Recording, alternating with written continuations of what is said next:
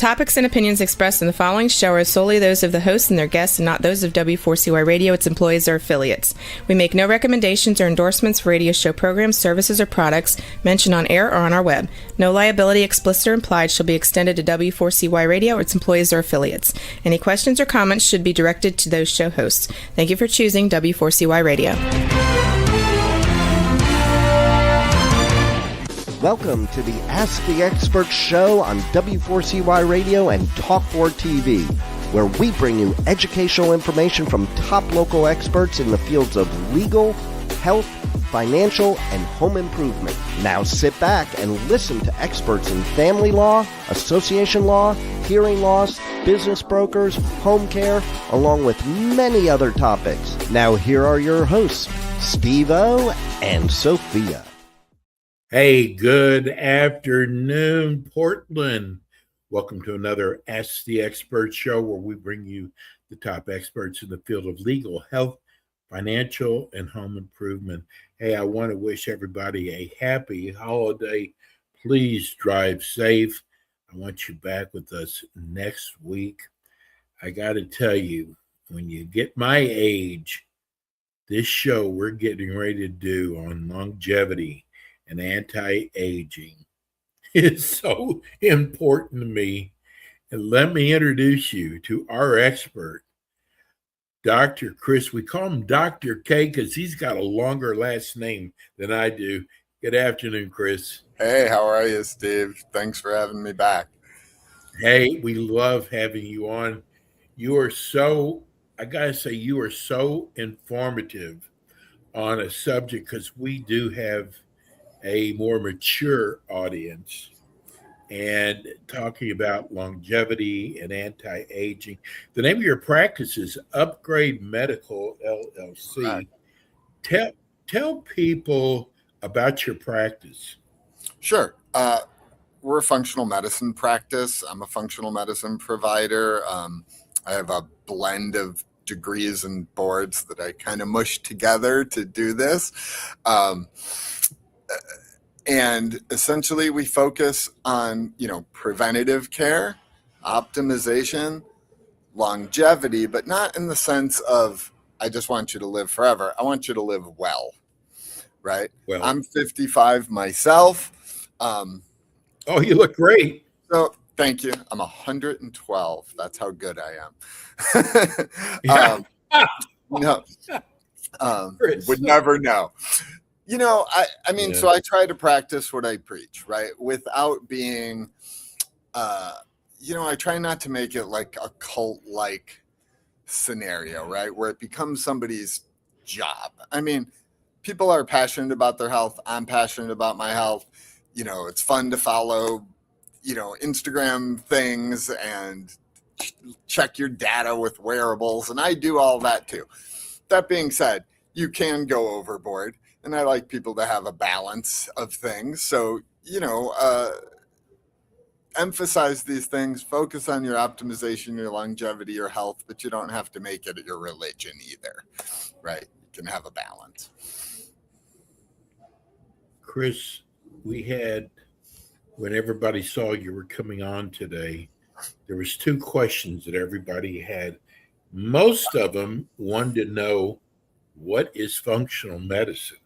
Because we promote you that you do functional medicine. Mm-hmm. And the other one, everybody wants to know about weight loss. So let's start off with explaining functional medicine.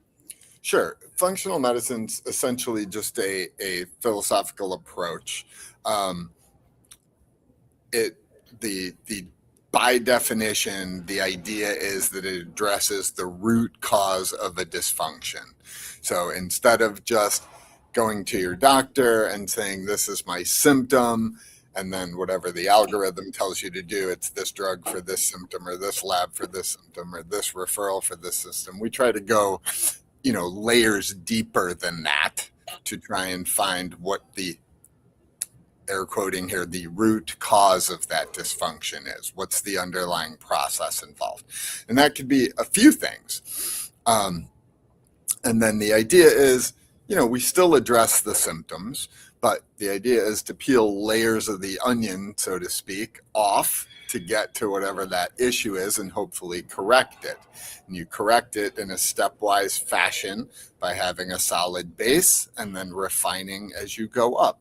And that's typically, unlike Western medicine, which definitely has its place, which is a more linear approach. It's designed for specific things, population-based interventions, population-based safety parameters, screenings, those kind of things. And then, of course, the emergent things, right? Emergency room, you get hit by a car, you're not coming to see me, right? Emergency room, surgeries, etc. And that's... You're not an orthopedic surgeon. Right. And Western medicine does a really good job at that, right? This is, you have a heart attack, a stroke, etc. But that's pretty linear, right? It's a stepwise progression, whereas we're kind of a mess, right? Because the body works is a little bit of a mess, right? You've got multiple hundreds and thousands of biological processes happening every second, every moment. And, we can divide those up into systems, right? The immune system, the endocrine system, the inflammatory system, right? All these different things, the gastrointestinal system, the nervous system. And then those are all working together. So we're trying to find the cause of whatever dysfunction is, but usually it's spilling over into multiple areas because that's how the body works, whether it's cell energy or a nervous system imbalance or a mechanical injury that now drives inflammation and altered pain signaling, whatever the case may be. That's what we're trying to do, and then overlap those treatments to provide you the best outcome. Chris, could you walk us through a typical patient from the time they enter your office? I think people would love hearing that. Sure. It does depend a little bit on what they're presenting for, right? Somebody with a chronic illness, which historically was my sort of area, complex chronic pain, autoimmunity, those chronic fatigue syndromes, fibromyalgia, those sort of things. That's different than somebody coming in for, hey, I want to optimize, I want to have preventative health. But the process, essentially, we're going to have a very long visit. I'm going to go through an obnoxious amount of paperwork that I made you fill out with a bunch of standard screening forms, as well as some specific questions that I added so that I can get context, right? And then once I've gone through that, sometimes people have labs or tests already, and that can be helpful because sometimes knowing what's already been done or what hasn't worked also gives us information. So I kind of go through all that, scribble a bunch of notes to myself, and then we sit down with the patient. And then the idea is I'm going through and verifying all that and then getting clarification in context, right? Sometimes it might be something like you've come, I'm just making this up, but you come in because you have these chronic gastrointestinal symptoms. And in all the times you've been treated and getting all these tests, nobody asked you, oh, you had traveled to India and you got sick in India? Okay, so that points us in a direction as example. Or, you have, chronic fatigue syndrome and they haven't tested for all the viruses, or you have, they say that you have fibromyalgia, but haven't tested for X, Y, and Z. Right. So we try to get context. We try to pinpoint what we call the primary generator, whether it's pain or dysfunction. So what is that primary thing? Like I said, there's usually a few things that can be contributing to any one problem, but is there a primary target we can go after? So if somebody has chronic fatigue syndrome, for example, right, and we identify they have active viral infections or active chronic infections, well, that's a pretty clear target, right? Even though we're still going to address their nervous system and their nutrient deficiencies and their hormones.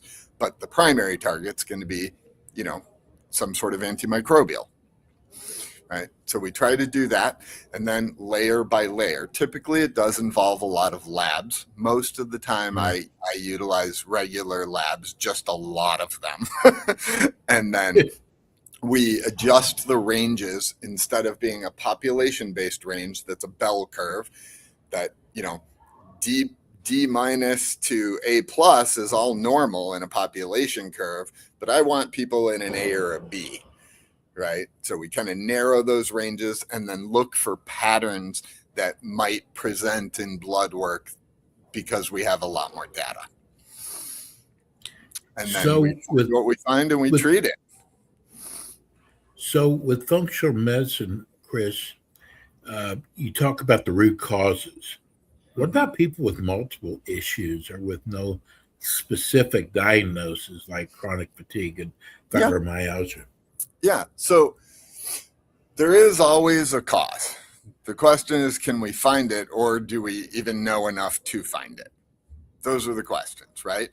So, pain's a good example, like fibromyalgia and chronic fatigue. Those tend to overlap. Sometimes there's a clear cause. There was a triggering event, and this lit up the nervous system, caused a bunch of things. Sometimes it's an infection that led to an immune activation in the brain that triggered pain. And sometimes we can't figure it out. Oh, excuse me. I'm sorry. Bless you. That's okay. And sometimes we can't figure it out. And then we kind of have to work backwards. The amorphous syndromes can be harder, and usually those are what I was describing, multi-system dysfunctions, right? And a lot of times the diagnosis really is less important than identifying that primary thing and the key sources of those dysfunctions, because then we have something to target, right? Giving a diagnosis doesn't always mean anything, right? But if we find, it could be anything from, chronic Epstein-Barr to, hey, you had a pretty significant trauma history. Your adverse childhood event score was very high. You just described to me this horrible event. You've never been to counseling. Your brain can change and literally cause, it's called neuroplastic changes. And in this case, they're negative neuroplastic changes that can lead to dysfunctions. Sometimes it's the opposite. You have this condition and, that can impact your mood, right? And everything is sort of interrelated. And so those multi-system dysfunctions, you're just systematically trying to address each of them while supporting the others, right? So what I try to describe to people is that whatever intervention I do and whatever target I'm going for, I want to use things that overlap. So it might be a primary immune issue, but it's going to spill over into inflammation, right? So I want every treatment to be 2 + 2 = 6,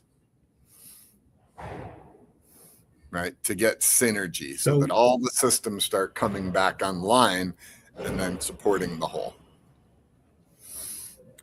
How long does it usually take for you to find out the root cause? Oh, instantly. I'm very good. No, it can be, that was a joke. Sometimes is everybody's body different? Sure. Sometimes I would say most of the time we can identify something, right? But there are times that that's not the case. And in those cases, we're supporting symptoms and systems that we can extrapolate, maybe have a contribution to that. And sometimes it's very easy. We do a specialized stool test and we find chronic infections that have been there forever, or a parasite or something like that. And then we treat that, right? So sometimes, but it doesn't always mean, finding the root cause doesn't always mean that the issue instantly resolves, because the longer you've had something, the body tries to adapt to that, right? So you can get neurological changes, you can get immune shifts, you can get, stuck in these pathways that can take time to come out of. So, and that's why it is important to also address people's symptoms, right? You can't just say like, we're going to spend the next year looking at root causes. In the meanwhile, just be in pain and not be able to move. Right. That's not great either, right? So you kind of got to balance those out. And then hopefully, it's pretty systematic, right? You start broad, you put the pillars of health in place, make sure that's done, right? Do they have good mental health, spirituality, however you want to frame that for yourself, kind of mind, body, spirit, right? The spiritual aspect, quality sleep, some degree of activity, preferably actual exercise. And I'm missing one. Oh, and diet, of course, diet and nutrition, right? And so that's the pillar base of the pyramid. And then we, take their labs and we start refining as we go, right? So they might be a little suboptimal thyroid. Their vitamin D might not be perfect. It might be below what we wanted. They might be, suboptimal in their testosterone or their estrogen or whatever the case may be, B12. And then you start taking, that's all pretty low hanging fruit, right? We have a lab, we have a symptom, we can do an intervention. Does that always amount to cure? Not necessarily, but we are correcting those things and hopefully we're seeing improvements over time. Chris, how do you deal with stress? Myself personally or for people? No, for your patients. So, perfect. Well, you're in a good mood today. Must be the holidays. Yeah, it's my final push, right? Stress, I'm a big believer in counseling, and cognitive behavioral therapy in particular. I think everybody should be doing counseling, or at least when they need it. If you're disciplined enough, having some sort of mindfulness practice is always good, whether it's meditation or even just shutting down, going for a walk, something like that, just kind of disconnecting from screens, work, that kind of thing. Vagal nerve stimulation, I'm a very big fan of. The vagal nerve is our largest cranial nerve. It kind of controls everything that you're not consciously thinking of: breathing, heart rate, digestion, arousal, everything. And it also controls an inflammatory pathway, controls neural inflammation. It hardwires the gut and the brain together. It's why they often call the gut the second brain, because there's a direct bidirectional communication there. And by treating that, you can actually increase your parasympathetic tone, the part of the body, the tone that's opposite of kind of fight or flight, right? It's kind of the calming part of the nervous system. And that can do it, and that actually alters endocrine markers. Sometimes we need some herbal help, right? And we can use herbs that are in what we call the adaptogenic class of herbs, meaning they adapt the body to stress. And that's where you hear a lot of people talk about adrenal glands. And there's hormones and some nutrients that do that as well. But yeah, exercise, probably the number one treatment for stress, right? So, because I know weight loss, you deal in weight loss, and I know stress has a lot to do with that. Sure. Stress raises cortisol. Cortisol impacts the body's ability to utilize insulin, if not creating insulin resistance. It also can drive or prolong inflammatory stuff, keeping you in that sort of heightened, agitated state. So there's various models of stress, but the reality is it can do a lot of damage to the body. I have seen even in myself, we had a pretty acute stressful period that lasted several months, and my labs looked absolutely terrible as I came out of it. And I had to do some of these things myself. I did some neurologically calming peptides. I took adaptogenic herbs, nutrients, and tried to work on some biofeedback with a brain tap device. And, then I saw, as the stress period went and I did all these things to intervene, my labs came back into, exactly where I wanted them. But it is pretty amazing. We joke about stress being a health problem, and, they put it in the movies, the guy chugging Pepto-Bismol at his desk. But the reality is it's 100% true, right? It's very impactful. Well, I keep hearing this hot topic, peptides. Sure. Why is there controversy with peptides? Probably because too many people are hawking them on Instagram without knowing what they're doing. Oh, But no, a lot of it, I mean, I'm joking, but that to a degree, I'm joking.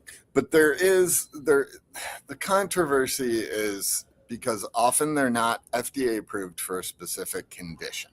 Okay. That can be relevant or not, right? I mean, doctors of all sorts prescribe things off label all the time, right? And so that's not necessarily a game ender, right? But when they're completely experimental, have been through no trials, that's a little different, right? Then you're not using it off label, you're kind of extrapolating and hope that it works. Now, it depends where you get the data from, because a lot of peptides, at least the old tried and true peptides that were kind of that I'd been using for a decade before the newer, more popular ones, they kept creating new ones. All that data was pretty well established. A lot of it came out of Russia, a famous doctor there. And we had a lot of trials on several of them, and a lot of the peptides were FDA approved.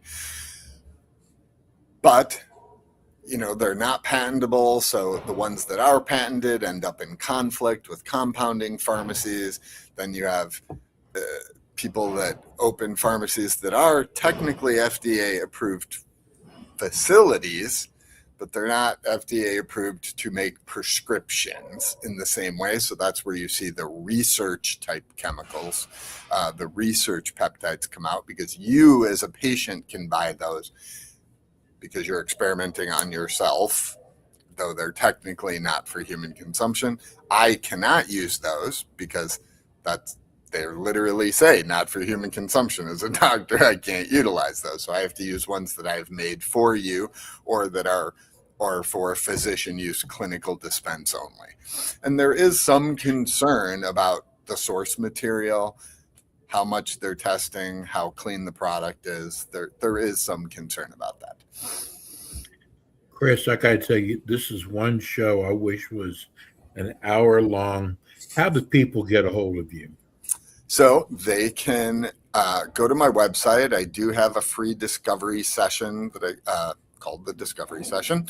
My website is Upgrade PDX, like the abbreviation for Portland, upgradepdx.com. The phone number of the office is 971-299-8350. I don't answer it because it's just me, but if you leave a message or text it, I will get back to you. And that's pretty much it. That's how you get me. Chris, have a wonderful holiday. Chris will be back with us next month. And Chris, I love you doing your show. You're just a world of information. We'll see you next month. Happy holidays. Absolutely. Happy holidays to you and everybody else. We're going to go to break. We'll be right back. Thanks for tuning in today to the Ask the Expert show on W4CY Radio and Talk4 TV. Tune in next week and every week to hear more from our experts on personal injury, insurance, air condition repairs, estate planning, Medicare, and many other topics in the areas of legal, health, financial, and home improvement. See you next week.